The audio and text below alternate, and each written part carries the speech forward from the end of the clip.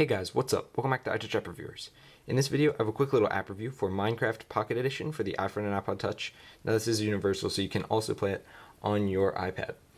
So let's get right into this. I want to say that this is the official Minecraft for your iDevice. So as you can see, Mojang right there. And this is an alpha right now, so there's not much to it, to be completely honest. And for $6.99, well, I'll get into that in a minute, but for $6.99 right now, you might want to wait unless the price is going to go up, which no one really knows. So let's just get into the review. So you got three buttons here: join game, start game, and options. So I'll hop into options real quick. You can choose your username. I chose Slimothy, server visible by default. It creates your server for your local Wi-Fi whenever you start a new world or whatever. You can choose your graphics. I'm just kind of in the middle. Fancy. It's not fancy, it's not lower, it's just in the middle. Then sensitivity, invert y-axis, and lefty mode if you're left-handed. So let's get right into this. You can join a game. This is, like I said, over your local Wi-Fi, so you can't play with other people like around the world yet. But locally, if you have a brother or sister or friend who has an iDevice and has this, then you can play with them on their server, which is pretty sweet. So let's start the game.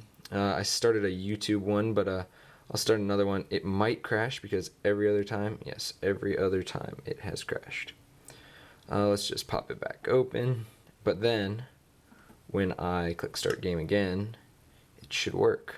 Yes, just a bug, but yeah, it's a bug. I'll spell YouTube correctly this time, not with correct capitals or anything, but you know, YouTube. I don't want a seed for this, so just click go, let it build the terrain, and this only takes a second.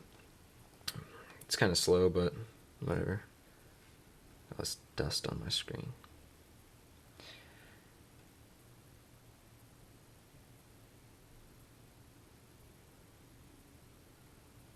Okay, here we go. So it randomly generates a world. You can pan around like this, move forward, back, left, right, and then jump. And then you got your three items here. You can place them by just tapping it anywhere. It's actually got a pretty long range. If you don't notice that, that's pretty long. And then to get rid of it, you just hold down and, whoa, it's freezing up a little. I think it's still generating the world. Yeah. And different items have different times for when you hold it to get rid of it, because you can't really craft anything yet, and you can't really mine anything because there's nowhere to put anything, but it's kind of a creative thing. There's no creepers, no day night, none of that. But if I put some glass down, that goes away real quick, and you can dig really quick. So let's explore a bit. Whoops. And it automatically jumps over these little things.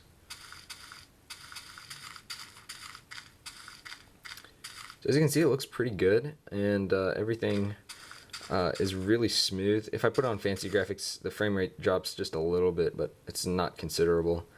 I can't use that. I can use this, plant some flowers, a ladder, torch. Torches don't really do a whole lot right now. I'll show you here in a second. But yeah, this is basically the blocks that they give you. You can go into the menu here, put it in like a third person type view, which is pretty nice. Go back here, put that back. Turn off the sound, quit the title. That does save it, by the way. Now here's a server. If it's visible, then other people on your local Wi-Fi can hop on and start playing with you, which is pretty sweet. And it'll have like a regular Minecraft notification. I'll say blah blah blah has entered the server, which is kind of cool. So that's pretty much it for this. There's not a whole lot to do. There are a couple bugs, which I'll show you another one here in a second. But you can also jump like that. A lot of other games fail at when you try to jump on top of a block like that. Other like rip-offs of Minecraft for the iDevice, they kind of fail at that. So it's got all the different sounds and everything.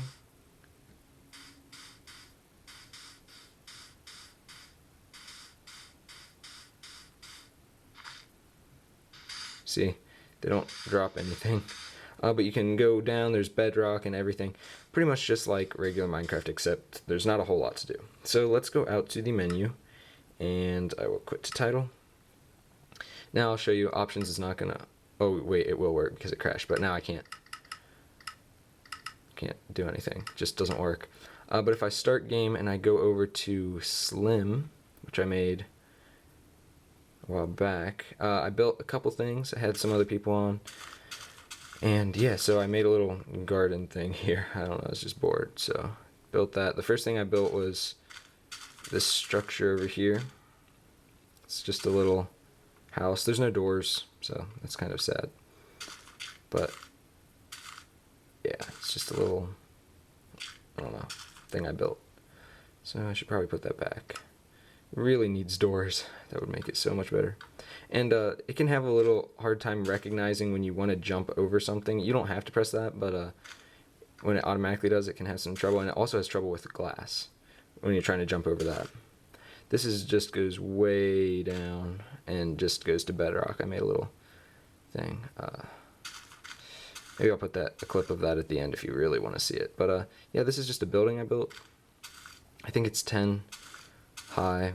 Nothing special, but just a place to hang out. And I made 4 areas at the top. As you can see, the lighting that they have put into this game, it's alright. It's nothing advanced. As you can see, the light just comes straight down. No real.